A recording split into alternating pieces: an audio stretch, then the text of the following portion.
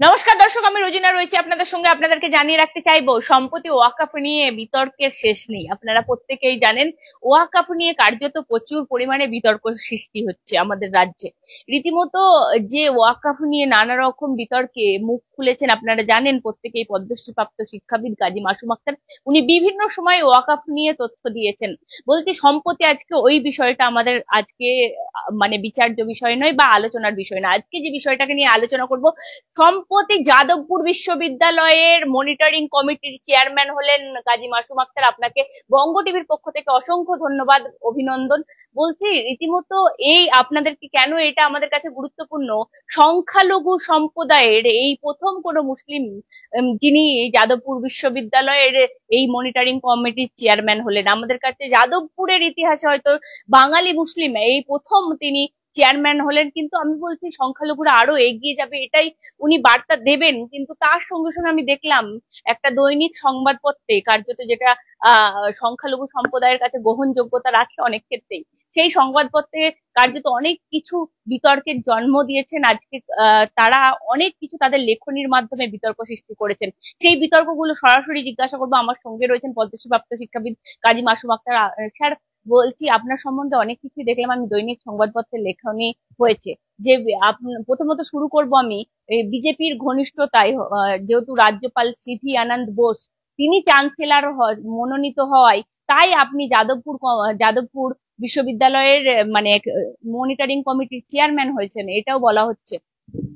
দেখুন, আমার হাসিও লাগছে, দুঃখও লাগছে। হাসি দুঃখ দুটোই লাগছে। তো যে পেপারটা এটা নিউজ করেছে, মায়োটি কমিশনের চেয়ারম্যান করেছেন তাকে, এটা তৃণমূলের পৃষ্ঠপোষকতা। পদলে এখন পা ধরে বসে থাকেন তৃণমূলের পাটা আছে না, ওটা ভরে ধরে বসে থাকাই ওনার প্রধানতম কাজ। তো আমি এইটা বলতে বাধ্য হচ্ছি, সেটা হচ্ছে যাদবপুর বিশ্ববিদ্যালয়ে আমাকে চ্যান্সেলর নমিনি করেছেন। এই চ্যান্সেলর নমিনি আমি যতটুকু যাদবপুর বিশ্ববিদ্যালয় থেকে জেনেছি, যাদবপুর বিশ্ববিদ্যালয়ের ইতিহাসে কোনো মুসলমান ধর্মাবলম্বী এই চ্যান্সেলর নমিনি হয়েছেন এটা সম্ভবত আমি প্রথম, ওদের খবর অনুযায়ী। তো চ্যান্সেলর নমিনি চ্যান্সেলর করে, রাজ্যপালের পক্ষ থেকে বিশ্ববিদ্যালয়কে দেখার দায়িত্ব। রাজ্যপাল তো সব মূলত বিশ্ববিদ্যালয়ের চ্যান্সেলর রাজ্যপাল হন।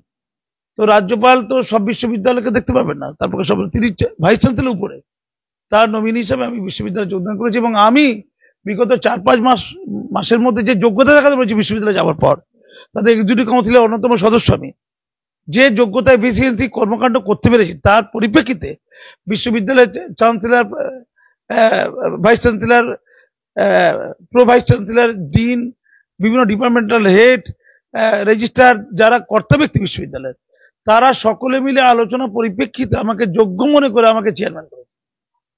এটা বিশ্ববিদ্যালয় করে, যাদবপুর বিশ্ববিদ্যালয় করেছে। তাহলে না বুঝিনি।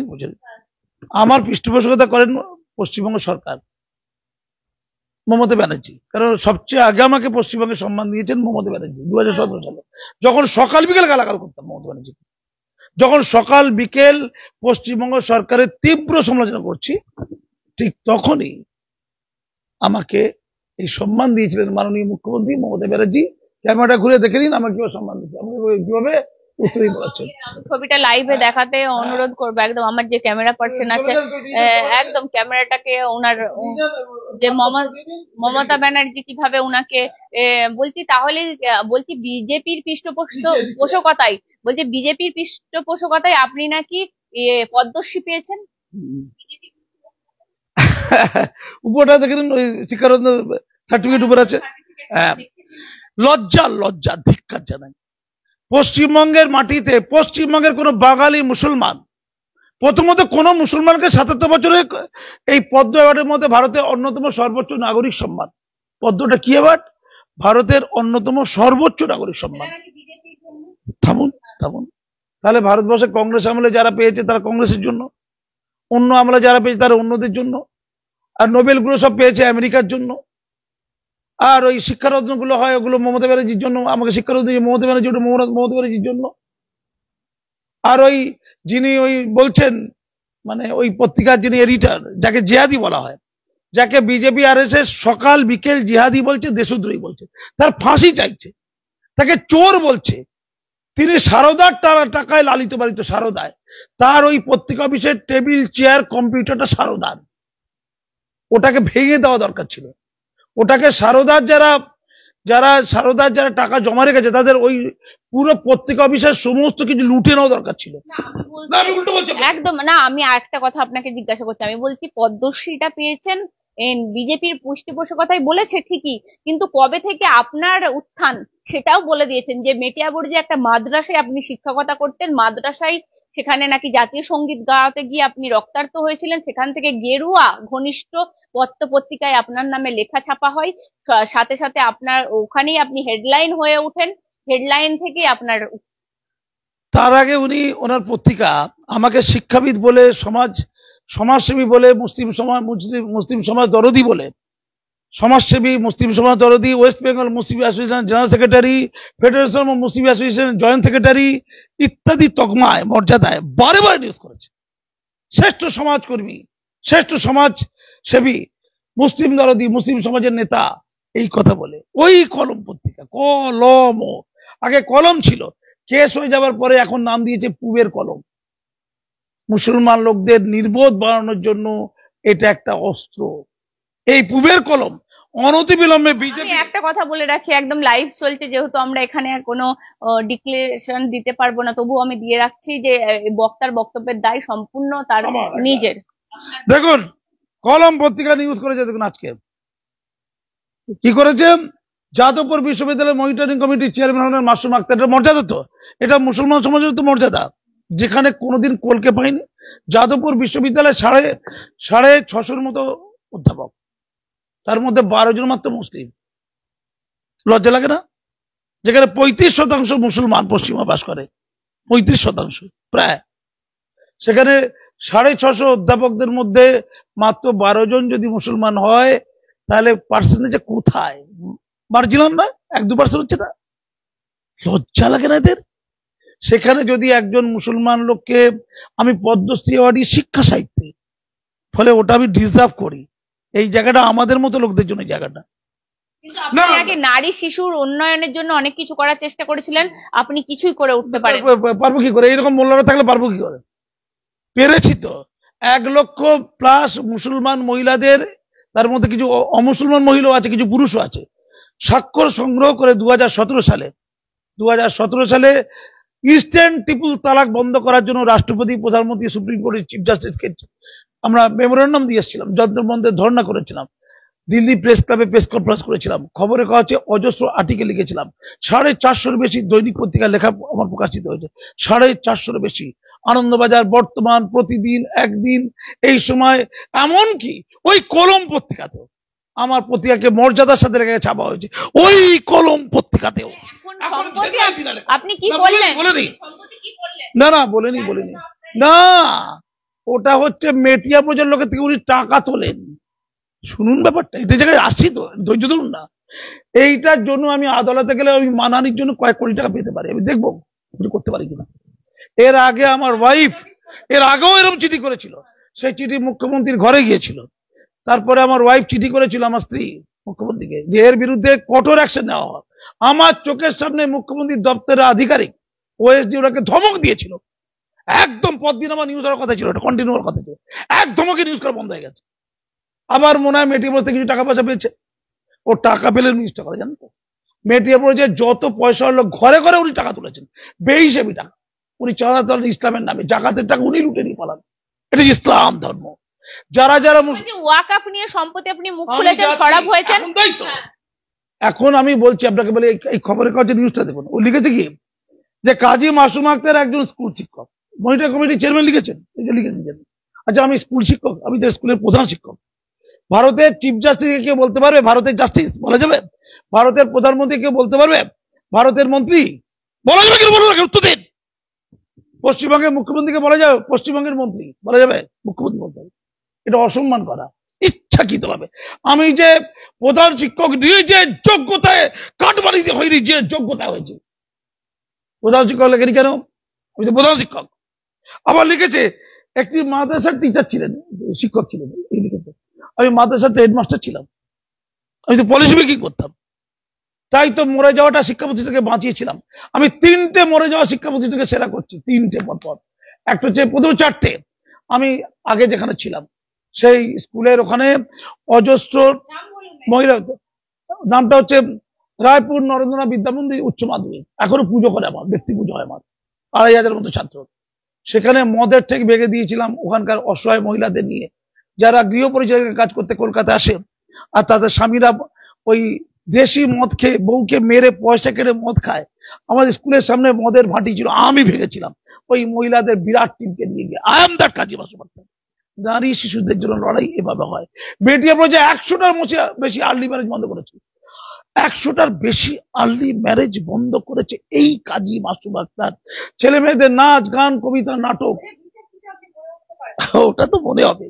আবার যখন মমতা ব্যানার্জি আমাকে একটা পদে দেবে তখন ওই লোকগুলো আমার পা ধরে বসে থাকবে, জাস্ট পা ছাড়বে না। ওদের ভয় কোনো কারণে মমতা ব্যানার্জির নেক নজরে না পড়ে যায়। কেন আপনার বিরুদ্ধে এই লেখার মানে এই প্রতিবেদন করার কি কিছু কারণ আছে? একটা ইস্যুতে নিউজ করতে হবে, নিউজটা করার সঙ্গে সঙ্গে কিছু গালাগাল দিয়ে দিতে হবে, যাতে ওই ওয়াকআপ যারা লুট করেছে তাদের কাছ থেকে কিছু চাঁদা পাওয়া যায়। কথা ক্লিয়ার? ওই ওয়াকআপ লুটের লোকদের চাঁদায় তাদের পত্রিকা চলে, খাওয়া দাওয়া চলে, ভাত চলে। কি বললাম? মুসলমান কিছু লোক আছে না, তারা খবরের কাছে 2 লাইন ছাপলে পড়তে যায়। যেমন গোপাল দলপতি একটা টিভি চ্যানেলকে বলেছিল, সেই টকশোতে আমি ছিলাম, তিনি বলছেন গোপাল দলপতি যে শিক্ষায় দুর্নীতি মামলায় যুক্ত, যার বান্ধবীর নাম হৈমন্তী, যার বান্ধবীর ঘর থেকে ওই ওএমআর সিট পাওয়া গেছিল, মানে উত্তরপত্র পাওয়া গেছিল তার হাওড়ার বাড়ি থেকে।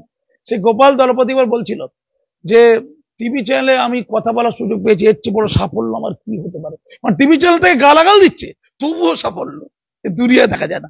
আমি বলছি, উনি লিখেছেন যে আমি একটা মাদ্রাসা শিক্ষক ছিলাম, মেটিয়াপুরে মাদ্রাসা শিক্ষক ছিলাম, মাদ্রাসা হেডমাস্টার ছিলাম। তো একটা হেডমাস্টারের স্কেল আলাদা, সেটা ওটা অ্যাডমিনিস্ট্রেটিভ জব।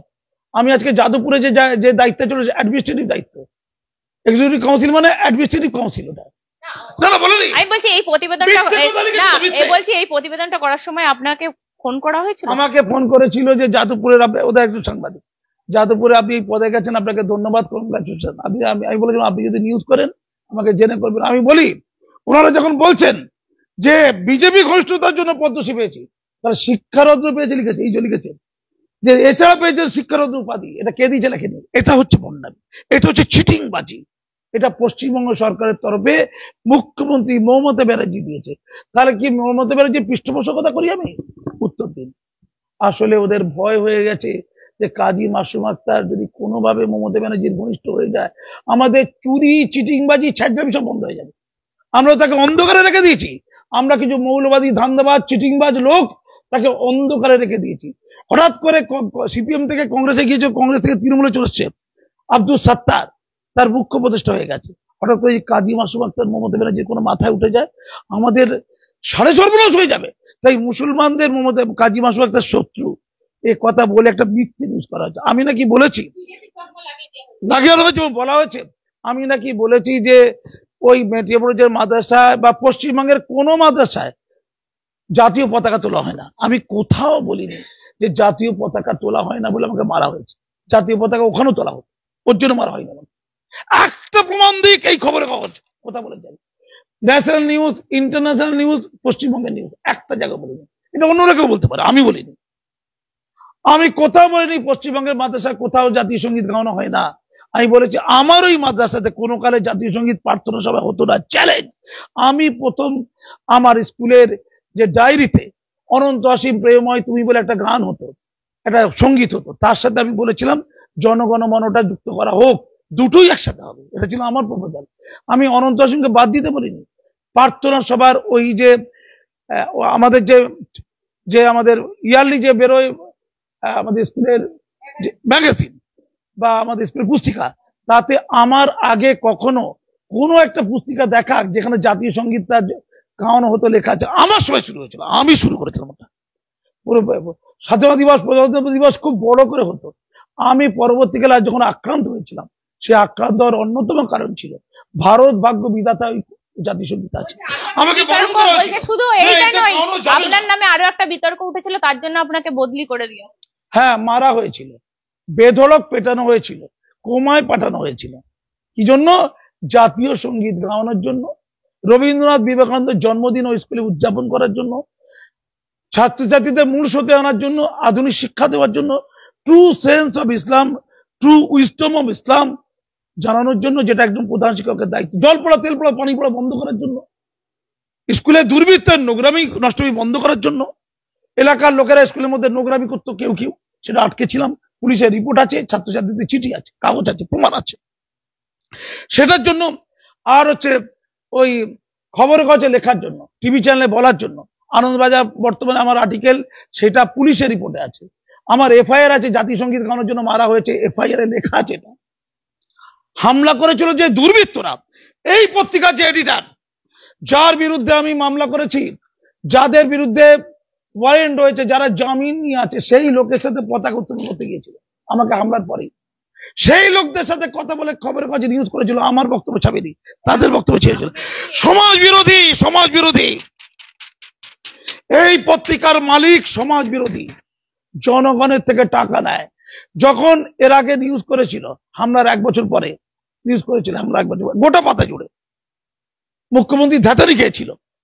সেই নিউজ করার পরিপ্রেক্ষিতে ওদের যে চিফ রিপোর্টার আমাকে বলেছিল, স্যার আমাদের এই ওই হাসান ইমরান সাহেব, যাকে জিহাদি বলা হয়, যাকে দেশদ্রোহী বলা হয়, যার বিরুদ্ধে ওই সারদার পয়সা খাওয়া চুরির অভিযোগ আছে, চোর সে একটা, তাকে সংখ্যালঘু কমিশনের চেয়ারম্যান করা হয়েছে। এর চেয়ে লজ্জার দুঃখের হতে পারে না।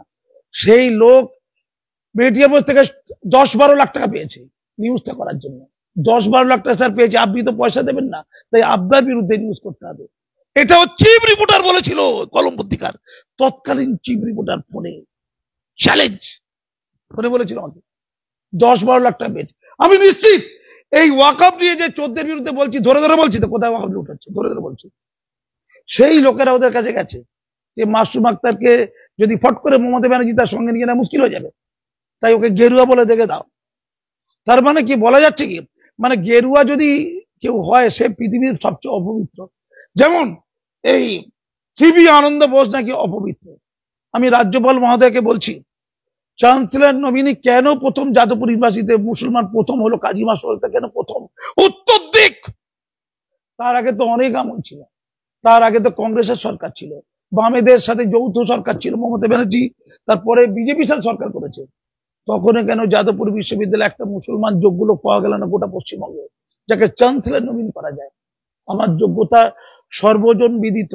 আমি 3টে স্কুল মেটিয়াবোসকে ছবির মতো সাজিয়ে দিয়েছিলাম। ওখানকার হেডমাস্টার ফোন করে বলছে, এখন হেডমাস্টার স্যার যেদিকে দেখাচ্ছি শুধু আপনার কাজ, আপনার উন্নয়ন দেখতে পাচ্ছি। মেটিয়াবোসের ওই স্কুলের ওই মাদ্রাসার টুপি পরা, দাড়ি রাখা হেডমাস্টার কি বলছেন, যে যেদিকে তাকাচ্ছি শুধু আপনার শ্রেষ্ঠত্ব, আপনার কাজ, আপনার গরিমা, আপনার উদ্যোগ, আপনার উদ্দীপনা, আপনার উন্নয়ন দেখতে পাচ্ছি, আর কিচ্ছু দেখতে পাচ্ছি না। কদিন আগে স্কুলে একজন টিচার ফোন করেছিল, স্যার আপনার বিরুদ্ধে আমাদের কিছু লোক ষড়যন্ত্র করেছিল স্যার, তারা 12টায় আসতো, 2টোই পালাতো। তারা ওই কলম পত্রিকা গিয়েছিল, কলম পত্রিকা কিছু লোকের টাকা দিয়ে নিউজ করাচ্ছিল, কিছু ছেলে মেয়েকে ধরে নিয়ে গিয়েছিল ওদের হয়ে বলানোর জন্য, আমাকে মেলাইন করার জন্য। চিন্তা করতে পারেন কত বড় ক্রিমিনাল, কত বড় ক্রিমিনাল। যারা আমাকে স্কুল চলাকালীন সময় রক্তাক্ত করলো, তাদের বিরুদ্ধে একটা লাইন লেখেনি। আমি পদ্মশ্রী পাওয়ার পরে আমাকে নিয়ে ভালো করে নিউজ করেনি, অন্য কাউকে নিউজ করছে। ওরা মুসলমান সমাজের গর্ব হতে পারে না, ওরা মুসলমান সমাজের কুলাঙ্গার। ওদের মতো লোক থাকার জন্য গোটা বিশ্বে মুসলমানরা যদি গৃহীত। আজ আমেরিকাতে মুসলমানদের ত্রাই রব হয়ে গেছে, গোটা ইউরোপ থেকে মুসলমানদেরকে দুচ্ছাই করার বন্দোবস্ত হচ্ছে। বাংলাদেশে ওই ধরনের মুসলমান আছে যারা সংখ্যালঘু খেদাও করছে, করে ইসকন নিয়ে গর্জে উঠে বাংলাদেশকে তারা মুসলিম রাষ্ট্র করতে চাইছে। বাংলাদেশকে তারা মুসলিম, মোট 11টা মুসলিম প্রধান দেশ আছে বিশ্বে, 11টা, যেগুলো মুসলিম প্রধান দেশ হওয়া সত্ত্বেও সেগুলো ইসলামিক রাষ্ট্র নয়। 11টা, তার মধ্যে বাংলাদেশ একটা ছিল, এটা সেকুলার রাষ্ট্র ছিল, সেটাকে এখন ইসলামিক রাষ্ট্র করতে চাইছে তারা, যারা এই কলম পত্রিকার মতো নোংরা আবর্জনা। আচ্ছা, রাষ্ট্রবিরোধী একটা ব্যক্তি, রাষ্ট্রবিরোধী একটা ব্যক্তি, যে লোক সারদার টাকায় পুষ্ট। কলম পত্রিকা কার ছিল? সারদার ছিল। কলম থেকে নামটা কাটার জন্য, সারদার থেকে নামটা কাটার জন্য পূবের কলম দেওয়া হয়। শুনে রেখে দিন গোটা পশ্চিমবঙ্গবাসী, আপনারা গর্জে উঠুন। বাংলার মুসলমানরা যারা ইজ্জতের কথা ভাবে, নিজেদের ইজ্জত, আইপিএস নজরুল ইসলাম ছিলেন, আইপিএস নজরুল ইসলাম সম্পর্কে এমন একটা নিউজ করেছিল যাতে নজরুল ইসলাম মুসলিম সমাজের মার খায়, উনি এই পত্রিকা করেছেন। এই পত্রিকার বিরুদ্ধে নজরুল ইসলামও মামলা করেছে। আমি দেখি করা যায়, আমার তো মামলা করতে গেলে পয়সা লাগবে, আমাকে লয়ার দেখতে হবে। শেষ করে চলে যাওয়া উচিত। এরা মুসলমান সমাজকে বিকৃত করছে। ওরা এই হাসান ইমরান দিল্লিতে বিজেপির পা ধরতে গিয়েছিল, খবর আছে। বিজেপি যদি কোনোদিন পশ্চিমবঙ্গে ক্ষমতা আসে, সবচেয়ে আগে বিজেপির পায়ে পড়বে এই হাসান ইমরান।